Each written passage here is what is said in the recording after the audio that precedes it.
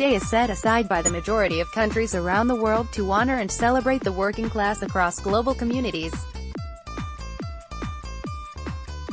In Ghana, President Nana Addo Dankwa Akufo-Addo used the occasion to also launch the Nation Builders Corp NaBCo scheme as an alternative job creation opportunity for the country's teeming jobless graduates.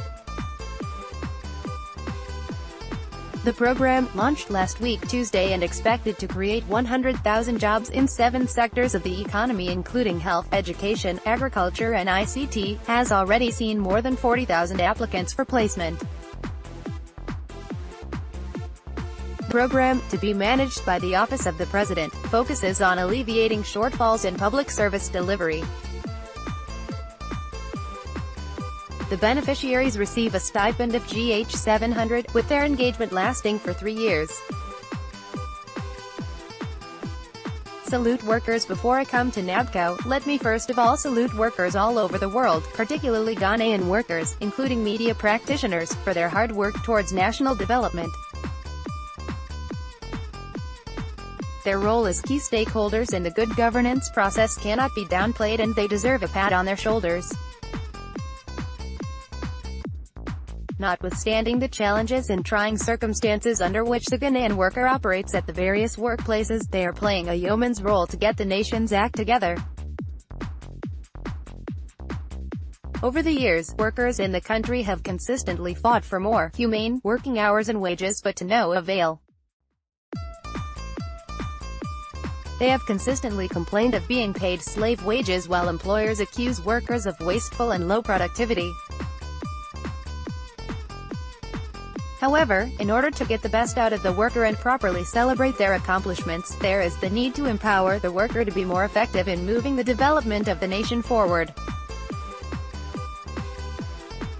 This calls for proactiveness and innovations on the part of both the employee and the employer to derive the best out of the worker. Attack on journalists. This brings to mind the treatment meted out to workers such as journalists in the course of their duty in the country. At a time global attention is on Ghana and our president is all out in the public space defending the right of the journalist, some journalists are still being assaulted left, right and center. The latest one happened to a female journalist right at the headquarters of the ruling party, the New Patriotic Party, NPP, in Accra last week, Friday, when she was attacked and slapped by a female party fanatic. Though the Ghana Journalists Association, GJA, has on numerous occasions condemned acts of assault on some Ghanaian journalists, I think it is time to go beyond just issuing statements of condemnation and make sure that something is done to the perpetrators.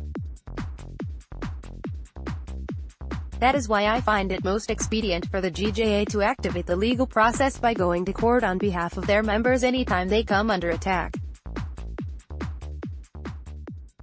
The GJA over the period has issued statements upon statements anytime their members come under attack for doing their work, but this has not stopped journalists from being beaten up by enemies of press freedom and speech.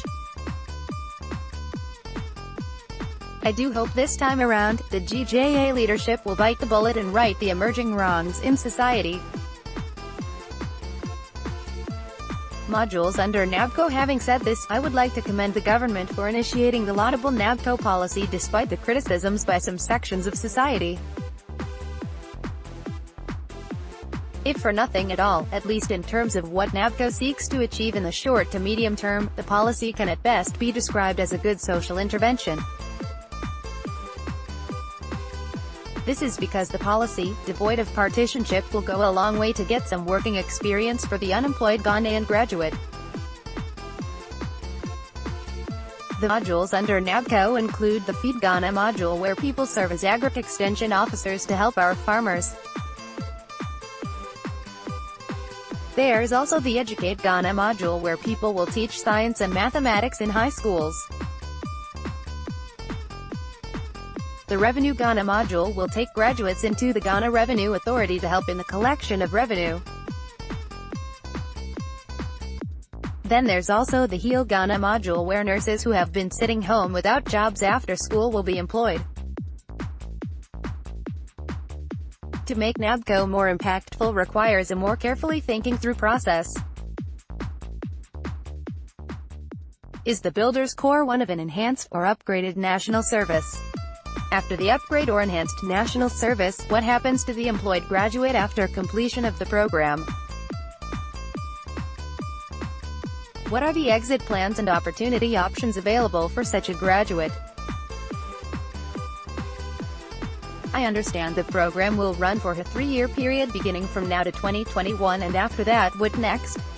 After the program has employed all the expected 100,000 unemployed graduates, will that be the end of the program? How sustainable is the program? Since the country's tertiary education continues to churn out graduates year after year, what happens to those unemployed graduates?